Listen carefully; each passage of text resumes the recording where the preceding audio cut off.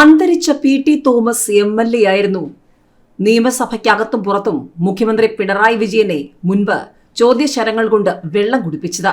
എന്തിനധികം മുഖ്യമന്ത്രിയുടെ മകൾ വീണ ഡയറക്ടറായ എക്സാലോജിക് കമ്പനിയുടെ രജിസ്ട്രേഷൻ രേഖകളിൽ ഉൾപ്പെടുത്തിയിരിക്കുന്നത് AKG സെന്റർ വിലാസമാണ് എന്ന വിവരം ആദ്യമായി പുറത്തുവിട്ടതും അന്തരിച്ച പി.ടി. Thomas MLA. തന്നെയായിരുന്നു.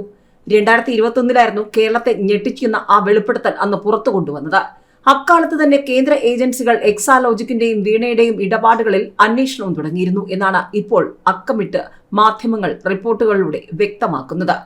SFIO അന്വേഷണം റദ്ദാക്കണമെന്ന് ആവശ്യപ്പെട്ട് കർണാടക ഹൈക്കോടതിയിൽ സമർപ്പിക്കപ്പെട്ട ഹർജിക്ക് കേന്ദ്ര ഏജൻസികൾ നൽകിയ മറുപടി സത്യവാങ്മൂലത്തിലാണ് നിർണായകമായ വിവരങ്ങൾ തെളിയുന്നത് എന്നാണ് ഏറ്റവും പുതിയ റിപ്പോർട്ടുകൾ. 2020 ജൂൺ 16 എക്സാലോജിക്കിനുള്ള രജിസ്ട്രാർ ഓഫ് കമ്പനീസിന്റെ കത്ത് AKG സെന്ററിൽ എത്തുന്നത്. ആരും സ്വീകരിക്കാതെ അത് മടങ്ങിയ ശേഷം ജൂലൈ 28 കമ്പനിയുടെ ഏക ഡയറക്ടറായ ടി വീണയ്ക്ക് ROC ഇമെയിൽ അയച്ചു. കമ്പനിക്കെതിരെ പരാതിയുണ്ടെന്നും നടപടിയെടുക്കാതിരിക്കാൻ കാരണമുണ്ടെങ്കിൽ ബോധിപ്പിക്കണമെന്നുമായിരുന്നു നിർദ്ദേശം. അതിനും വ്യക്തമായ മറുപടി ഉണ്ടായില്ല. SFIO സമർപ്പിച്ച സത്യവാങ്മൂലത്തിൽ ഉൾപ്പെടുത്തിയ ഇമെയിൽ സന്ദേശം ഹൈക്കോടതി വിധിയുടെ പേജ് 15 ഉണ്ട് എന്നാണ് റിപ്പോർട്ടുകൾ. ഇതിനുശേഷമാണ് രജിസ്ട്രേഷൻ രേഖകളിലെ വിലാസം മാറിയത് അറിയിച്ചില്ല എന്നതടക്കം കുറ്റങ്ങൾ കാണിച്ച് ROC വീണ വിജയന് പിഴ വിധിച്ചത്.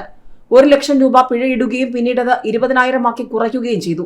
പിഴ ഈടാക്കുന്നതിന് മുൻപായി വീണ വിജയനിൽ നിന്നും ROC മൊഴി രേഖപ്പെടുത്തിയിരുന്നു.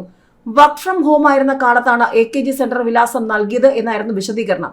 എന്നാൽ ഇത് അംഗീകരിക്കാതെയാണ് കമ്പനിക്ക് പിഴ ചുമത്തിയത്.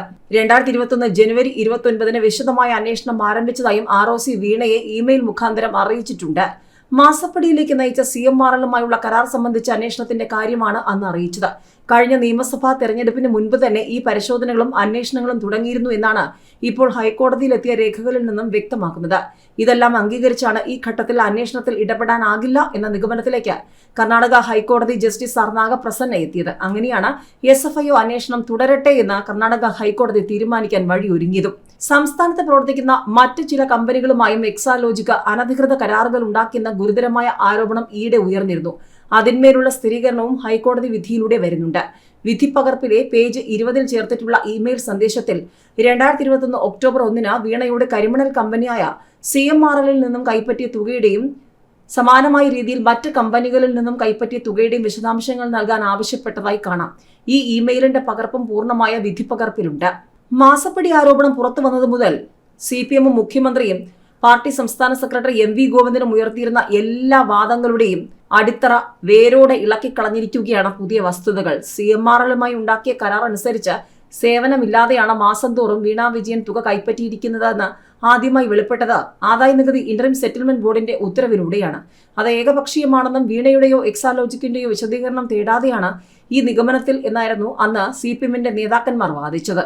എന്നാൽ 2020 മുതൽ തന്നെ കേന്ദ്ര സർക്കാരിന്റെ വിവിധ ഏജൻസികൾ വീണ വിജയന് നോട്ടീസ് നൽകി വിശദീകരണം തേടാൻ ശ്രമിച്ചിരുന്നു എന്ന് തന്നെയാണ് ഇപ്പോൾ സ്ഥിരീകരിച്ചിരിക്കുന്നത്. CMRL ഉടമ ശശിധരൻ കർത്തയുടെ ഭാര്യയുടെ ഉടമസ്ഥതയിലുള്ള എംപവർ ക്യാപിറ്റലിൽ നിന്ന് വീണ വിജയന്റെ കമ്പനി വായ്പ വാങ്ങിയതായി ഓഡിറ്റ് റിപ്പോർട്ടുകളിൽ കാണുന്നുണ്ടെങ്കിലും ബാങ്ക് രേഖകളിൽ ഈ ഇടപാടില്ല. ഈ വായ്പയുടെ കാലപരിധി, പലിശ തുടങ്ങിയ വിശദാംശങ്ങൾ നൽകിയിട്ടില്ല.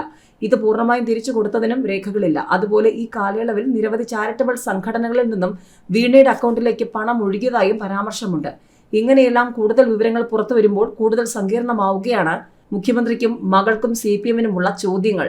വീണയുടെയും എക്സാലോജിക്കിന്റെയും ഇടപാടുകൾ 2021 നിയമസഭാ തെരഞ്ഞെടുപ്പിന് മുൻപേ ഈ അന്വേഷണങ്ങൾ തുടങ്ങിയിരുന്നു എന്നാണ് ഇപ്പോൾ വ്യക്തമാകുന്നത്.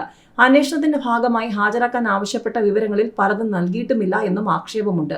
എന്നാൽ 20,000 രൂപയുടെ പിഴ ഒഴിച്ചാൽ ഇതിലൊന്നും കേന്ദ്ര അന്വേഷണ ഏജൻസികളുടെ ഭാഗത്തു നിന്നും കാര്യമായ നടപടി ഉണ്ടായതായും വിവരമില്ല. ലോക്സഭാ തെരഞ്ഞെടുപ്പ് പടിവാതിൽക്കൽ എത്തുമ്പോൾ രാഷ്ട്രീയമായ കൂടുതൽ ആരോപണങ്ങൾക്കും വഴിമരുന്നിടുകയാണ് ഈ ഇടപാടുകളെല്ലാം.